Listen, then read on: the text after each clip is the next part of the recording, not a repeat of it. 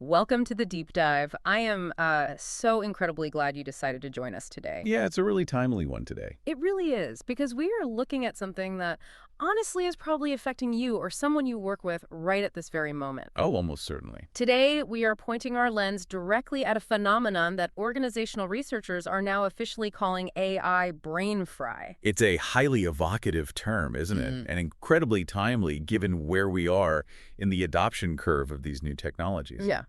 To guide our deep dive today, we are pulling from a truly fascinating article by Dr. Jonathan H. Westover. Right. It's titled Curing AI Brain Fry, Managing Cognitive Load in Automation.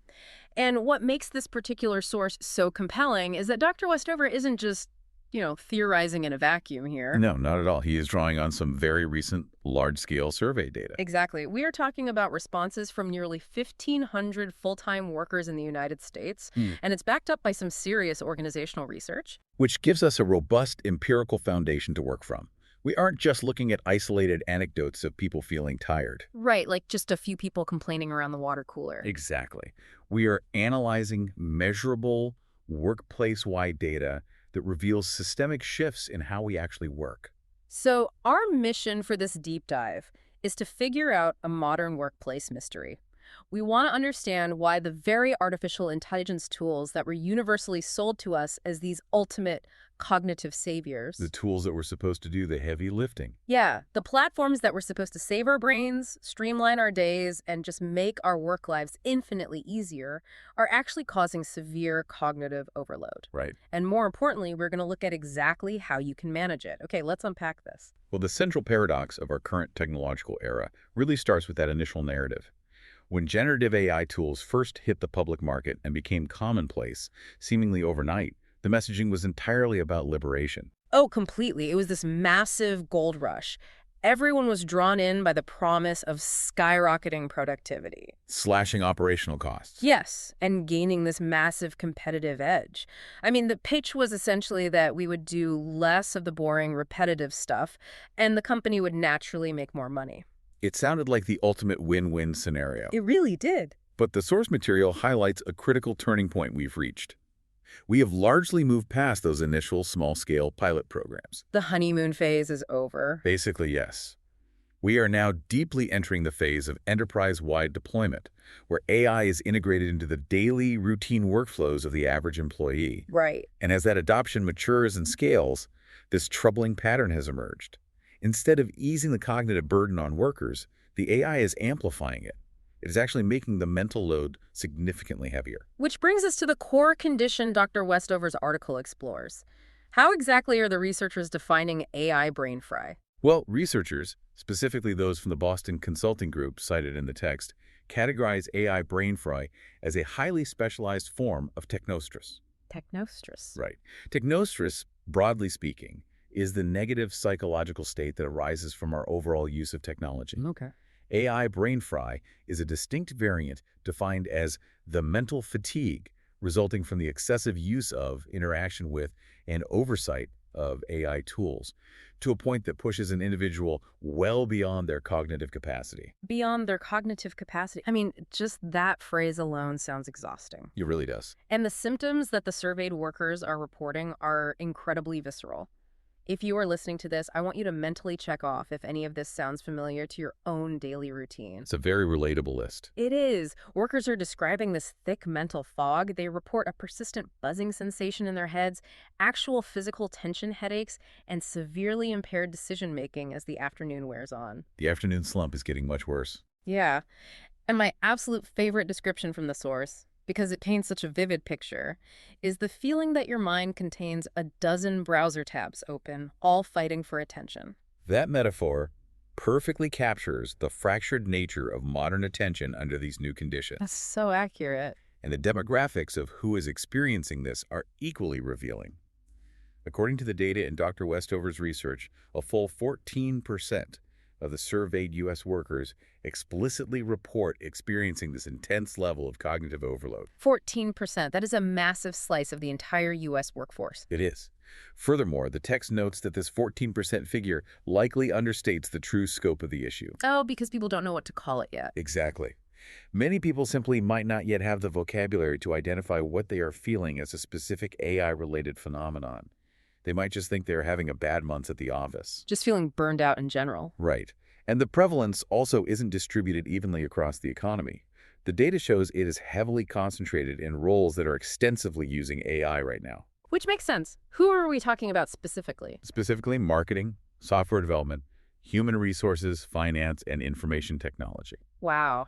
So if you are listening to this right now and you work in marketing, dev, HR, finance, or IT, you are sitting right in the blast radius of this phenomenon. You really are. You are the vanguard, essentially, testing the biological limits of human-AI interaction. The biggest question this raises is why this is happening to us. To understand the mechanisms at play, we really need to look at the underlying science, specifically cognitive load theory. Okay. This theory provides the essential framing for Dr. Westover's entire analysis. The fundamental premise of cognitive load theory is that human working memory. That's the part of your brain that actively holds and processes information in real time, right? Exactly. It holds, processes, and manipulates information, and it has a very strict, biologically limited capacity. It's like a bucket. It can only hold a specific amount of water at any given moment before it just starts spilling over the sides. That's a great way to look at it. When task demands exceed the capacity of that biological bucket, performance degrades dramatically, and mental fatigue begins to rapidly accumulate. What's fascinating here is that AI tools paradoxically increase this cognitive load rather than reduce it. Wait, they increase it. I thought they were supposed to do the work for us. Right, but they do this through 4 primary drivers identified in the research, starting with information overload. Information overload makes perfect sense when you think about the sheer speed of these tools. AI generates information at a velocity and volume that far outpaces the human brain's evolutionary ability to process it. It is producing text, data, code, and analysis exponentially faster than anyone can read, let alone comprehend. You ask an AI a complex question, and 3 seconds later you have a 5-page, highly detailed report that you now have to actually sit down, read, and evaluate. Precisely. Which naturally bleeds into the second driver the text mentions, which is task switching costs. Yes. Yeah. Because AI allows a user to jump between wildly different types of work so rapidly. Like drafting a sensitive client email, then instantly pivoting to analyzing a massive spreadsheet. And then generating a block of code right after that. The user is constantly shifting their mental context. Decades of cognitive research show that every single time you switch context, you deplete your mental resources. So there is a heavy cognitive toll paid with every pivot. Exactly. That constant pivoting sounds brutal. I imagine the actual management of these tools plays a significant role in this fatigue as well. That is the third driver, oversight demands. Managing multiple AI agents is incredibly draining work. The text shares a compelling data point on this. High oversight responsibilities predicted a 12% increase in mental fatigue. 12% just from overseeing the AI. Yes. Workers aren't just doing their jobs anymore, they are effectively managing digital entities doing the work. That brings us to the fourth driver, the uncertainty and verification burden. It's that constant nagging need to verify if the AI's output is actually reliable or if it just hallucinated a wildly incorrect fact with absolute, unwavering confidence. Which happens frequently. Users are forced into a constant state of metacognitive effort. They are perpetually evaluating the evaluator. Wait, metacognitive effort. Let's break that down. So we are talking about thinking. Essentially, yes. Instead of just doing the math, I'm spending all my mental energy evaluating how the AI did the math. Effectively, yes. Your brain is no longer simply executing a task from start to finish. Yeah. It is suspended in a state of high alert, critical analysis. Looking for mistakes. Right, trying to spot invisible errors in a highly polished output generated by a machine whose reasoning process is completely opaque to you. That requires significantly more working memory than just writing a first draft yourself. Reading through these 4 drivers, the overload, the task switching, the oversight, the verification, an analogy immediately sprang to mind that I think grounds this perfectly. Oh, I'd love to hear it. It's like you've been abruptly promoted to middle management, and your new team consists of 5 overly enthusiastic, incredibly fast, but slightly unreliable interns. That paints a very accurate picture of the modern knowledge worker's dilemma. Imagine these interns for a second. They type 1,000 words a minute. They hand you comprehensive market reports before you've even finished articulating the prompt. Right. But They also occasionally make up financial numbers out of thin air, or they fundamentally misunderstand the delicate tone you asked for in a sensitive HR email. Which is dangerous. Exactly. You can never just take their work and blindly pass it along to your boss. You have to read every single line they write. You have to constantly switch your brain from the writing task to the editing and fact-checking task. And that burns energy. You are managing them, verifying them, and dealing with the sheer mountain of paper they are dropping on your desk every 3 minutes. No wonder you go home with a buzzing in your head. You haven't done any of your own deep, fulfilling work. You've spent 8 hours mentally babysitting a team of digital interns. That babysitting dynamic represents a fundamental mismatch between human cognitive architecture and current AI deployment patterns. We are forcing our brains to operate in ways they were not evolutionarily designed to function for 8 straight hours a day. So what does this all mean? What happens when we push our cognitive limits like this, day after day, week after week? The fallout is severe, cascading across both the individual worker and the broader organization. Let's start with the individual worker. On an individual level, the source details how this chronic cognitive overload directly contributes to serious psychological and physical consequences. Workers are dealing with heightened generalized anxiety, significant sleep disturbances, and ultimately severe burnout.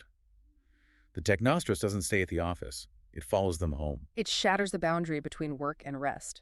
If your brain is vibrating with a dozen open tabs at 5 p.m., you don't just magically power down at 5:01 p.m., you take that decision fatigue to the dinner table. You really do. And Dr. Westover highlights another, perhaps more insidious consequence for the individual professional. What's that? An alarming trend regarding career stalling. Career stalling because of AI. Yes. Yeah. The AI environment forces relentless task switching and constant surface-level verification, which effectively prevents deep engagement. Deep engagement, the ability to sit with a complex problem, struggle with it, and synthesize a novel solution, is the foundational requirement for skill mastery. This point is so critical for everyone listening to internalize. If you care about your long-term career trajectory, you have to actively protect your deep engagement time. Absolutely. If your entire job becomes just reviewing and tweaking the mediocre first drafts generated by AI, you are never actually stretching your own cognitive muscles. You are losing the deliberate practice required to become a true, irreplaceable expert in your field.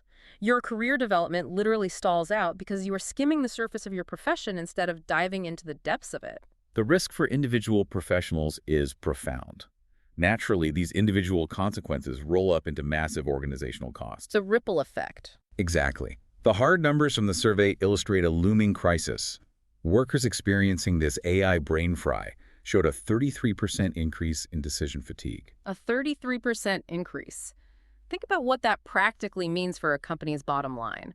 A third more of your critical business decisions, budget approvals, strategic pivots, hiring choices, are being made by people whose brains are basically running on fumes. It's dangerous. That is a recipe for catastrophic corporate errors. Furthermore, the intent to leave the company, a leading indicator of employee turnover, increased by nearly 10% among those suffering from this cognitive overload. 10%.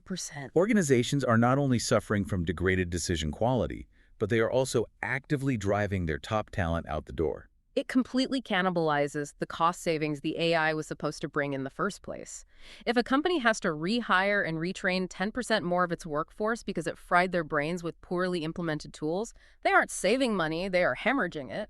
The source emphasizes that this mismatch between AI's glittering promise and the current grueling reality requires a fundamental redesign of work systems. The current trajectory is simply unsustainable. Let's pivot to the cure then. How do organizations actually fix this before the entire workforce burns out? The first crucial step is a massive mindset shift at the executive level. Organizations must move away from the prevailing model of AI as amplification. Amplification meaning just doing more things faster, cranking up the volume on output without changing the underlying process. The necessary shift is toward AI as augmentation. This paradigm means utilizing the technology to enhance human capabilities, but strictly within sustainable, biologically realistic parameters. It prioritizes working better and deeper rather than just faster and harder. Here's where it gets really interesting because the text doesn't just leave us with high-level philosophy.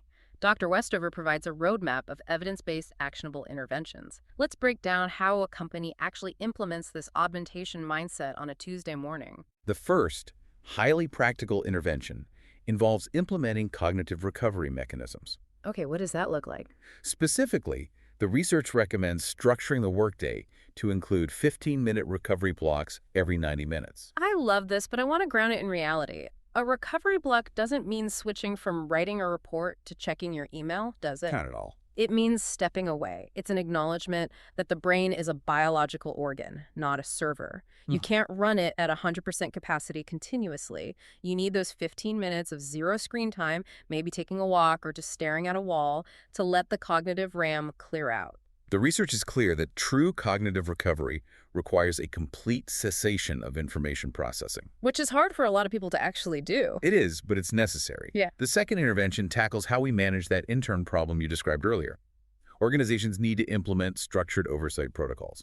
So instead of forcing workers to read every single line of code or every single word of a 50-page report the AI generates, how do they oversee the output safely? They establish explicit quality criteria and utilize strategic sampling approaches based on risk.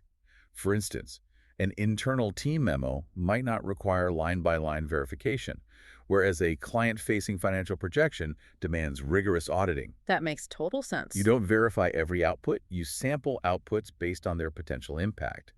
This targeted approach drastically reduces the verification burden and the associated task switching costs. It's about building a system of trust and targeted auditing, rather than absolute micromanagement of the machine. Exactly. The third area of intervention is governance and literacy. Organizations must rationalize their tool sets. Rationalize their tool sets. A common mistake is providing employees with 10 different overlapping AI tools and expecting them to seamlessly integrate them. There must be clear, rationalized usage policies and comprehensive development of role-specific AI skills. Giving someone a powerful tool without training is like giving someone a sports car and not teaching them how to drive a manual transmission. You're just going to burn out the clutch. That's a perfect analogy. A bad policy is saying, use AI to be more productive.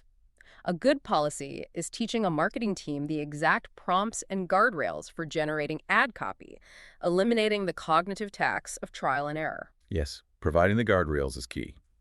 The final intervention from the text is perhaps the most critical for leadership to internalize changing performance metrics. This is where the rubber meets the road for the listener. If your boss gives you an AI tool but still judges your performance solely on the volume of your output, you are doomed to get brain fry. Without a doubt. If they demand 50 articles a week instead of 10 just because you have an AI chatbot, the tool hasn't helped you, it's just accelerated your treadmill. Organizations must shift their performance metrics to deeply value the quality, strategic impact, and sustainability of the work over pure, unadulterated volume. Quality over quantity. If we connect this to the bigger picture, the organizations that are actually going to survive and thrive in the next decade aren't the ones who just buy the most enterprise AI licenses. According to the research, sustainable AI integration requires cultivating a deeply human-centered culture. It requires developing distributed AI fluency across all levels of the organization and establishing continuous learning systems. So it's an ongoing process. Completely. The most forward-thinking companies will be those that partner with their workers to run structured experiments, build communities of practice, and crucially, conduct longitudinal tracking of cognitive health metrics right alongside their traditional productivity metrics. They're going to have to treat the mental bandwidth of their employees as a critical, finite corporate resource, protected just as fiercely as capital or server space. Ultimately, Dr. Westover's conclusion is that AI brain fry reveals a fundamental mismatch between how we recklessly deploy new tech and how our brains actually function. That brings us to our core takeaway for today's deep dive. If we want to survive this AI revolution, if you, listening right now, want to thrive in your career without frying your brain, we have to lean heavily into the things that AI cannot replicate. We have to fiercely protect our uniquely human cognitive capabilities. I'm talking about our contextual judgment, our creative synthesis, our ethical reasoning, and our adaptive learning. The things that make us human. Exactly. The AI can generate the raw data and the first drafts, but only you can decide what that data actually means in the messy, nuanced context of human lives and complex business realities. This raises an important question, a thought to carry with you after we wrap up today. If we continuously rely on AI for the rapid generation of information, and if, as the research warns, this prevents the deep engagement needed for skill mastery, are we risking a future where humans simply forget how to be experts? Oh, that is a chilling thought to end on. Hmm. If we outsource all of the foundational, struggling in the weeds work to the machines, will the next generation of workers even possess the contextual judgment and creative synthesis required to oversee those very machines? It's a real concern. Or will those vital human cognitive muscles simply atrophy from lack of use?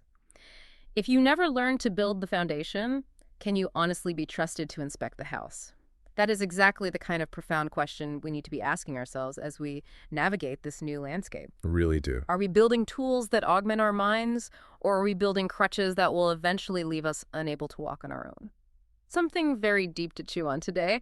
Listen, thank you so much for joining us on this deep dive. I highly encourage you to take the advice from the research. The moment this finishes, go ahead and actively close a few of those mental browser tabs, step away from the screen, leave the AI running in the background, and go take a 15-minute cognitive recovery break. You and your brain absolutely deserve it. We will catch you on the next one.